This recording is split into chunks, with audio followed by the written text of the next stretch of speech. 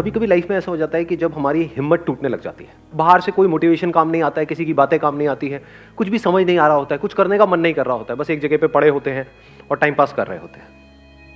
अपने गोल की तरफ आपने बड़ा एफर्ट किया, बहुत मेहनत करी, अपना सब कुछ लगा दिया उसमें, लेकिन रिजल्ट उसका बिल्कुल अपोजिट आया जैसा आपने सोचा था। होता है ऐसा, कई बार आती है लाइफ में सिचुएशन आती है ना, ऐसा लग रहा होता है कि सब कुछ ही खत्म हो गया है, अंदर से ऐसी फीलिंग आने लग जाती है। तो उस वक्त क्या करना चाहिए, मतलब कि उस वक्त खुद को मोटिवेट कैसे करें?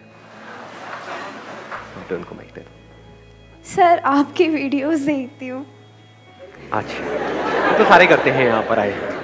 तो मेरे जब वीडियोस देखते हो तो काम करता है, वो रिलेटेबल होता फर्क पड़ता है, बहुत फर्क पड़ता है। Even you are a life giving person. इसको एक स्टेप और आगे बढ़ाते हैं कि अगर आपने मेरे वीडियोस देखे, और वैसे ऐसा होना तो नहीं चाहिए, लेकिन वो भी अगर काम नहीं किए, मेरे वीडियोस भी काम नहीं किए अपनी तारीफ करने में बड़ा मजा आता है,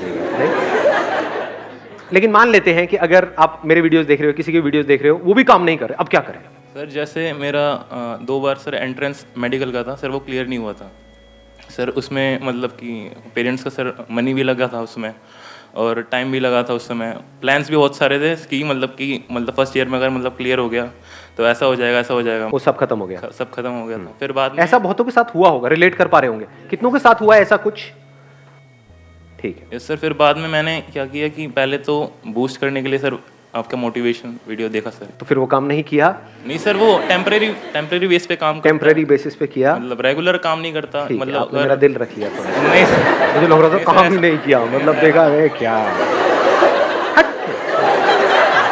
लगा ऐसा, मतलब मैं इमेजिन कर रहा था। हाँ ठीक है। बाद में मतलब मैंने ये किया कि मतलब अकेले बैठ के प्लान किया फिर से कि मतलब कि ये मेरी मतलब कमियां थी, ये मेरी मतलब कि अच्छा है, मतलब इन टॉपिक्स में मैं अच्छा हूँ, इन टॉपिक्स में बेकार हूँ, तो फिर मुझे यहाँ से हेल्प लेनी है। मतलब पूरा एक तरह से मैंने प्लान किया सब कुछ। लिख करके किया है वैसे ही दिमाग में? नहीं किया सर, लिख करके किया हाँ, प्रॉपर कि ये मेरी स्ट्रेंथ्स है, ये मेरी वीकनेसेस है।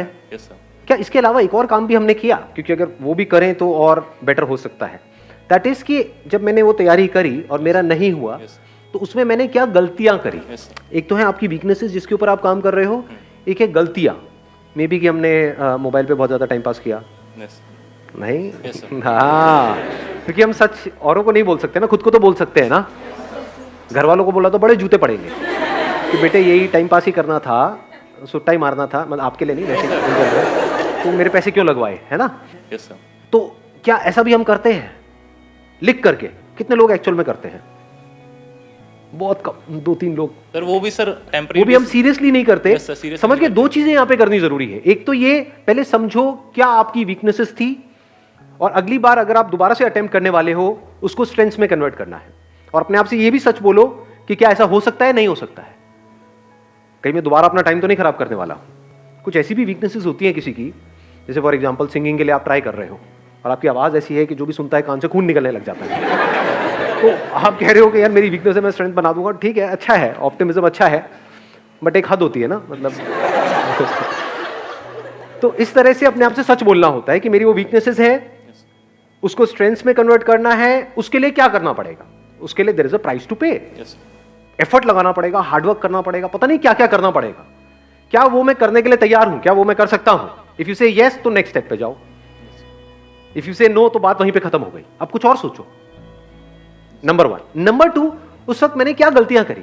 क्योंकि आप कुछ भी करते हो तो कुछ ना कुछ सोच समझ के करते हो, तो वो नहीं हुआ, दैट मींस आपको लग रहा था कि मैं कर लूंगा लेकिन नहीं हुआ, इसका मतलब पक्का है कि हमने बहुत सारी गलतियां करी है, उसको भी लिख लो। तो इससे क्या हो रहा है, हम प्रॉब्लम ओरिएंटेड थे, अब हम सॉल्यूशन ओरिएंटेड बन रहे हैं। प्रॉब्लम क्या है कि नहीं हुआ, मेरा नहीं हुआ, अब क्या होगा, पैसा चला गया, ये हो गया, ये सब क्या है? Problem oriented approach. आप क्या बन गए अब? Solution oriented. इसके बेस पे आपको एक बिल्कुल क्लियर आंसर मिल जाएगा कि आप दोबारा अटेम्प्ट करना है या नहीं करना है।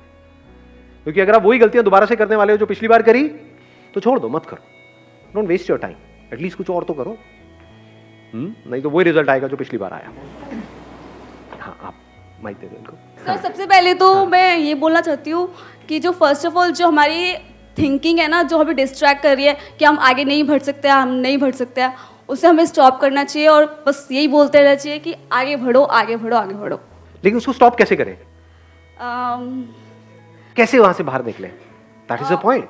वो बड़ा एक गंदी स्टेट होती है। जिसमें हम जा करके फंस जाते हैं। ऐसा हुआ है, आप लोगों ने एक्सपीरियंस किया है ना? बहुत ज्यादा कुछ हुआ करने का है, मन नहीं कर रहा होता है। बहुत ज्यादा। हाँ। मतलब उसी में हम खोए रहते हैं कि और वही हमारे साथ थॉट्स ये रिपीट हुआ। मोड पे चल रहे होते हैं, एक ही तरह के थॉट्स बार बार आ रहे होते हैं। कुछ देर के लिए आप अपना ध्यान उन थॉट से हटाते हो, कुछ नया सोचते हो, लेकिन फिर ध्यान वहीं चला जाता है, वही प्ले होने लग जाता है। हमारे इसको इस साथ तरीके से तो कह सकते हो, एक तरह से सोचने की आदत पड़ जाती है। 2-4 दिन में, 5 दिन में, होता नहीं है, 2-4 दिन तक आप एक ही तरह का काम करते रहो, कुछ भी करते रहो। जैसे अभी मैं हाथ हिला रहा हूँ, 2-4 दिन तक ऐसे ऐसे करता रहो, इसलिए मिलूंगा, अरे भाई क्या गंदे गंदे इशारे कर रहा है। सो द पॉइंट इज कि एक तरह से अगर हम सोचते रहे नॉन स्टॉप 2 दिन 4 दिन, तो आदत पड़ जाती है, हैबिट, एक तरह की हैबिट पड़ जाती है उस तरह से सोचने की। और जितना आप कहते हो ऐसा नहीं करना है, वो उतना ही पावरफुल होता चला जाता है। हाँ, ये क्योंकि सबसे जैसे ध्यान problem थोड़ी देर है। के लिए हटता है, फिर वापस से वहां आता है तो और गुस्सा आता है। तो अब कैसे वहां से बाहर आए? और बाहर ऐसे नहीं कि कुछ दिनों में बाहर आए, इमीडिएटली इंस्टेंटली वहां से बाहर कैसे आए? अपने आप को शीशे में देखो। सर रोज देखते हैं। मजाक उड़ा रहे हैं आप मेरा? हम जैसे देखते हैं वो वाला देखना नहीं, हाय क्या लग रही है, मैं वो वाला देखने की बात नहीं कर रहा। मतलब देख करके खुद को मोटिवेट करना सीखो, वो सबसे पावरफुल मोटिवेशन है। क्या क्या ऐसे काम है जिसमें आप मास्टरी को अचीव कर सकते हो सकता है वो आपके करियर से रिलेटेड हो सकता है ना हो। ध्यान से समझ लेना इस चीज को। लाइफ में सबसे ज्यादा जो मजा आता है ना, वो आता है किसी भी पर्टिकुलर काम में मास्टरी को अचीव करके। लेकिन आप सबकी कंडीशनिंग कैसी हुई पड़ी है, घर में जो माहौल है यहाँ पे वहां पे, वो मास्टरी की कहीं कोई बातें नहीं होती है, वहां पे होती है क्रैक करने की बातें। क्रैक करो क्रैक करो, क्रैक से क्या हो जाए? Think about mastery, don't think about packages. ऐसे हम सोचते हैं ना, सुबह जाता ये हो गया तो इतने का पैकेज, ये हो, चिंती बनते चले आ रहे हैं। हो सकता है आप अपने माइंड में सोच करके बैठे हो, हाँ 6 लाख का पैकेज लग जाएगा तो ये हो जाएगा वो हो जाएगा। हो सकता है आप 60 लाख डिजर्व करते हो, 7 लाख नहीं 60 लाख। खुश हो जाओ, आपकी बात हो रही है। क्या आपको पता है आपकी एक्चुअल कैपेबिलिटी क्या है? नहीं पता जी, किसी को नहीं पता। वो तो जब आप खुद पे काम करना एक्चुअल में शुरू करोगे अपनी मास्टरी के ऊपर, तब पता लगेगा क्या निकल के आ रहा है वहां से। किसी को नहीं पता होता है, ये मैं आपको सच बता रहा हूं। मतलब at the age of 18, 19 years, 20 years किसी को नहीं पता होता है कि आने वाले 10 साल बाद, 20 साल बाद क्या होने वाला है। डिपेंड करता है हम क्या ट्रैक पकड़ रहे हैं। ट्रैक गलत पकड़ लिया तो फंसते चले जाते हैं, और ट्रैक सही पकड़ लिया तो कुछ कमाल का हो जाता है। सही मतलब क्या? अपना ध्यान फालतू की चीजों से हटाओ, मास्टरी पे ले आओ, एक्सपर्टीज पे ले आओ। इसका दूसरा वर्ड भी हो सकता है एक्सपर्टीज, कि क्या क्या ऐसे काम है जिसमें मैं एक्सपर्टीज को अचीव कर सकता हूं या कर सकती हूं। This gives you hell lot of energy, क्योंकि अब ये आपके हाथ में पूरा कंट्रोल है। क्रैक करना ना करना आपके हाथ में कंट्रोल नहीं है। कंपटीशन है, बहुत सारे फैक्टर्स वहां पे और प्ले हो रहे हैं। बट क्रैक करने के लिए जिस टॉपिक को मास्टर करना है, वो किसके हाथ में है? वो आपके हाथ में है। वो करने के बाद भी आपका हो या ना हो, वो किसके हाथ में है? वो आपके हाथ में नहीं है। फॉर एग्जाम्पल, किसी कंपनी में अप्लाई कर रहे हो जॉब के लिए, तो वहां पे कितना पैकेज आपको मिलेगा, कितना नहीं मिलेगा, किसके हाथ में है? आपके हाथ में है। वो कब है आपके हाथ में? जब एक्चुअल में आप एक्सपर्ट हो किसी पर्टिकुलर फील्ड के, तब आपके हाथ में है। तब आपसे एक्चुअल में पूछा जाएगा कि हाँ व्हाट डू यू एक्सपेक्ट। नहीं तो नाम के लिए पूछा जाएगा। आपसे पूछेंगे हाँ भाई what do you expect? Sir I expect around 50 lakh rupees per annum. 5,000 रुपये महीने का मिलेगा, करना है कर। ठीक है सर, जैसे आप कहें। तो if you set your goals correctly based upon mastery, mastery आप 2 तरह की चीजों में अचीव कर सकते हो ना। एक वो जिसका कनेक्शन पैसे से है, दूसरा जिसका कनेक्शन पैसे से नहीं है। फॉर एग्जाम्पल, आपको बैडमिंटन खेलने का शौक है, उसमें आपको मेडल नहीं लेना है, आप तैयारी किसकी कर रहे हो? किसी एंट्रेंस की कर रहे हो। तो क्या आप शीशे में देख करके खुद को ये नहीं बोल सकते कि I am going to be a master of this badminton what I am playing, इसमें मुझे मास्टरी को अचीव करना। अच्छा, उससे क्या होगा? पैसा मिलेगा? नहीं मिलेगा। एनर्जी मिलेगी या नहीं मिलेगी? एक डायरेक्शन मिलेगी या नहीं मिलेगी? हम लाइफ को ना बड़ा लीनियर तरीके से देखते हैं कि एंट्रेंस क्रैक करना है, इसका मतलब क्या है कि मेरे को दिन में 12 घंटे पढ़ना है, 16 घंटे पढ़ना है, और फिर ये करता चला जाऊंगा, वो क्रैक हो जाएगा। क्या 12 घंटे 16 घंटे पढ़ना इंपॉर्टेंट है या क्वालिटी ऑफ टाइम इंपॉर्टेंट है? What do we mean by quality of time? One pointed focus, 100% concentration. वो कहां से आती है? क्या उसका फिजिकल फिटनेस से कनेक्शन है या नहीं है? अंदर जो केमिकल लोचा चलता रहता है उससे कनेक्शन है या नहीं है? तो जब खेलते हैं तो क्या होता है? अंदर डोपामिन रिलीज होता है नहीं होता? पता है ना, इतना साइंटिफिकली हमको पता है ना। उससे क्या होता है? अच्छा फील हो रहा होता है। और मजे की बात बताऊं क्या है, आपको एक बहुत मजेदार बात बताता हूं। मैं डेली खेलता हूं बैडमिंटन पिछले काफी टाइम से। तो हमारा अपना एक ग्रुप बना हुआ है और है, ज्यादातर सब ऑलमोस्ट मेरी एज के हैं वहां पर, मतलब 15-16 साल के। मजाक कर रहा हूँ, 30-40 साल के हैं। उनमें से एक बार एक बंदे ने एक बड़ी सही बात बोली थी। उसने बोला, यार क्या होता है वहाँ पे, यारी दोस्ती वाला हमारा माहौल है, कहता है क्या होता है कि ये जो 1 घंटा सुबह हमको खेलने को मिलता है ना, इससे पूरे दिन का जो टॉर्चर होता है ना ऑफिस में, घर पे, वो सहने की ताकत आ जाती है। There is something to look up to. Wait होता है हमें कि सुबह के 6 बजे और हम सब साथ में आए और खेले, कि 1 घंटा मुझे सब कुछ भुला देता है। पावरफुल है स्टेटमेंट या नहीं है? कि ऐसे हम कभी सोचते हैं? एक ऐसा एंट्रेंस जो आप क्रैक करना चाहते हो, उसके लिए जो पढ़ाई करनी है वो आपको करनी पसंद नहीं है, तो वो क्या है? टॉर्चर नहीं है। तो टॉर्चर है ना, तो उस टॉर्चर को सहने की मोटिवेशन कहां से आएगी? क्या ऐसा कर रहे हो? बैडमिंटन से नहीं, मतलब कहीं से भी। ये नहीं सारे बैडमिंटन खेलते हुए कुछ भी, what ever it is, that could be football, that could be cricket, that could be anything, what ever you like doing, whatever your interests are, whatever your passions are, चाहे उसका आपके प्रोफेशन से connection है या नहीं है, उसमें गोल बना दो मास्टरी को। I want to be the best in it, as best as I can, not in comparison to somebody.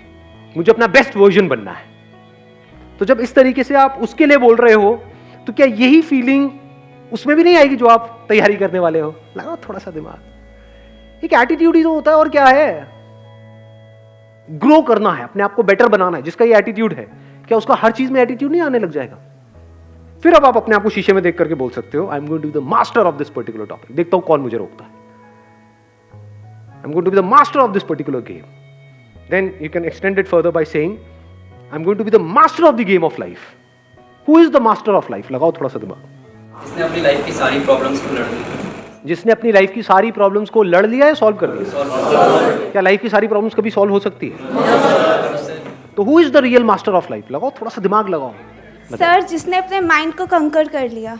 जिसने अपने माइंड को कॉन्कर कर लिया, आपके थॉट्स, फीलिंग्स, इमोशंस जो आपकी पूरी लाइफ को कंट्रोल कर रहे हैं, जो आपके एक्शंस को कंट्रोल कर रहे हैं।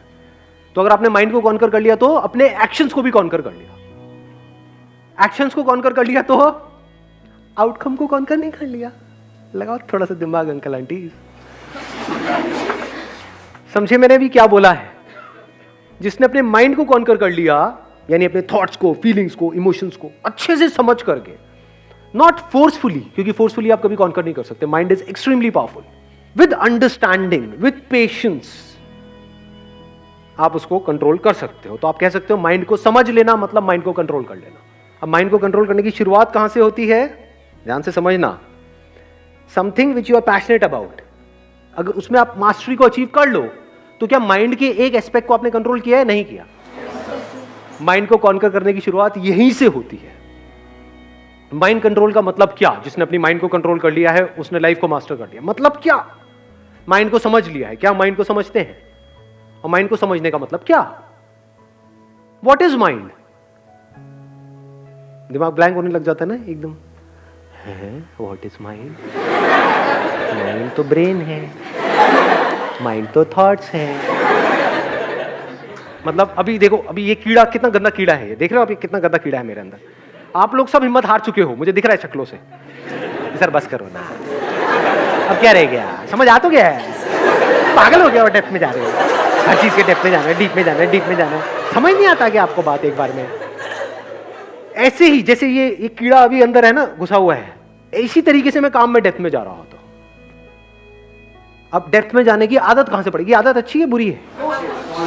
फॉर एग्जाम्पल आप एक्टर हो, एक्टिंग की अगर आप डेप्थ में जा रहे हो, जिस भी कैरेक्टर को आप प्ले करने वाले हो उसकी आप पूरी डेप्थ में चले जाओ, ये अच्छा है बुरा है? या उस कैरेक्टर को आप समझो ही नहीं। किसी का कैरेक्टर आप प्ले कर रहे हो, वो कुछ और बोल रहा है, वो कुछ और कर रहा है, आप कुछ और कर रहे हो, तो कॉमेडी नहीं लगेगा वो देख करके? लेकिन अगर आप उसकी डेप्थ में चले, अभी डेप्थ में जाने की आदत कहां से पड़ती है? ये कीड़ा कहां से हमारे अंदर आता है? देखो, 2 तरह के काम है इस दुनिया में। एक वो जिसमें आपका इंटरेस्ट है, दूसरा वो जिसमें कोई इंटरेस्ट नहीं है। तो शुरुआत कहां से करनी चाहिए?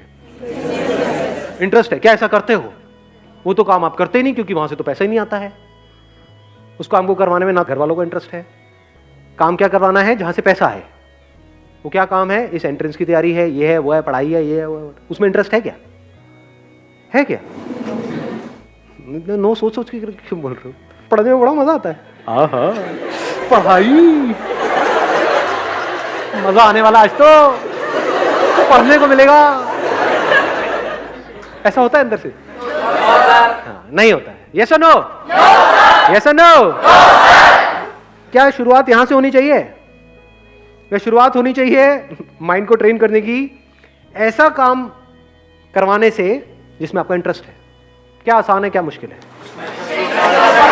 जिस काम में इंटरेस्ट है उसमें मास्टरी को अचीव करना आसान है, मुश्किल है?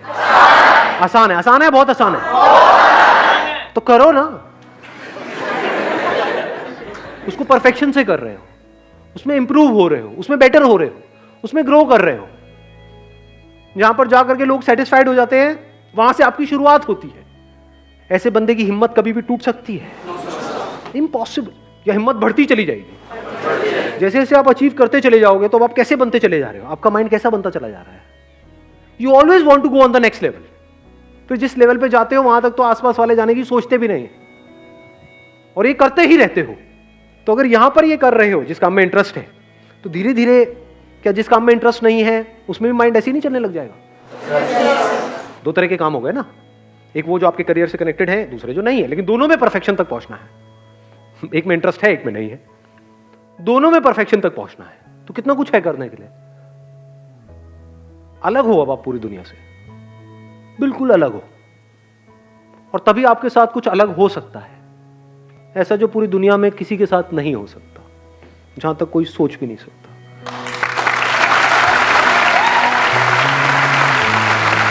Thank you sir.